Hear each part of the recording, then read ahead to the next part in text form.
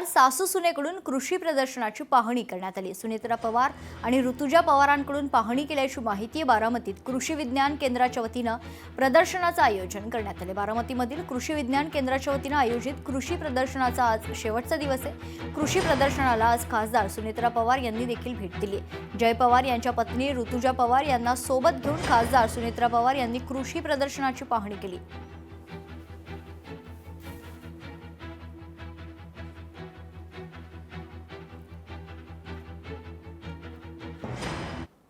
Dombivli station बाहेर फेरीवाला मराठीचा मुद्दा पुन्हा एकदा चर्चेत आलाय।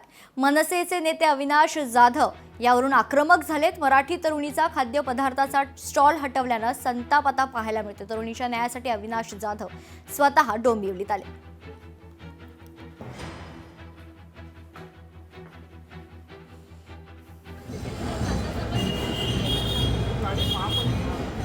मी याच्यात येऊन धंदा केलाय दादा। 300 रुपये घेतात माझ्याकडून। सर्वोच्च धंदे चालू आहे आणि मी तुम्हाला लिहून देते माझ्याकडून। मला दादा आले, दादानी खरंच मला खूप मदत केली। अविनाश जाधव जे आहे ते आमच्यासारख्या माणसांसाठी उभे राहणार आहेत।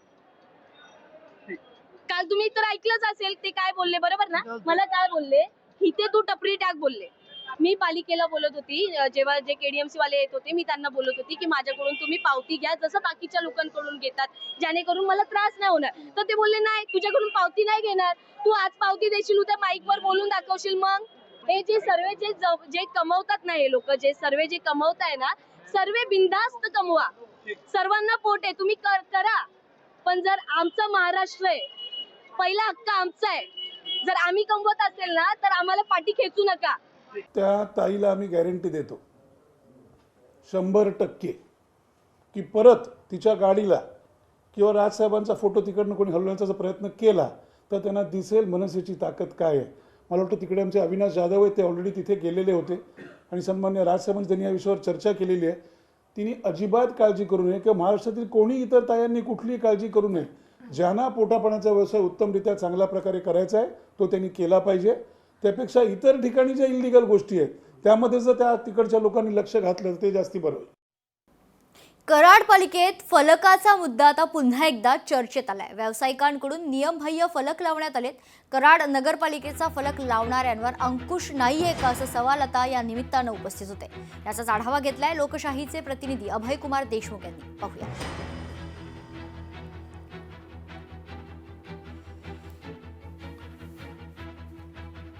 कराड शहरात सातत्याने बॅनरचा विषय ऐरणीवर येताना दिसलेला आहे। नगरपालिका निवडणुकीमध्ये जिल्हाधिकाऱ्यांनी हस्तक्षेप करत नगरपालिकेला अनधिकृत फ्लेक्स आणि शहराचं विद्रुपीकरण करण्यात आलेले फ्लेक्स काढून टाकण्याचे आदेश दिलेले होते। तरी सुद्धा हे फ्लेक्स लावणाऱ्यांमध्ये कोणत्याही प्रकारे नगरपालिकेचा अंकुश असल्याचं दिसत नाही।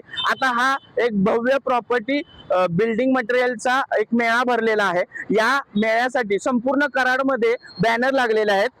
काही ठिकाणी यांनी या बॅनरची परवानगी घेतलेली आहे, मात्र या बॅनरवरती जे नगरपालिकेचे नियम आहेत त्या नगरपालिकेच्या नियमानुसार 8x10च्या बॅनरनाच फक्त शहरामध्ये परवानगी आहे आणि तरी सुद्धा असे पायाड लावून, जे पायाड लावण्याची परवानगी नगरपालिकेकडे नाही तसे पायाड लावून या सर्व मेळाव्याचे फ्लेक्स कराडमध्ये लागलेले आहेत। नगरपालिका का कठोर कारवाई करत नाही? एक तर नगरपालिकेचा महसूल बुडतोय, यापूर्वी याची उदाहरणं देखील समोर आलेली आहेत, स्पष्ट झालेले आहेत, तरी सुद्धा नगरपालिका का डोळेझाकपणा करतोय याकडेच कराडकरांचं लक्ष आहे। कराडकर याबाबतच प्रश्न विचारत आहेत।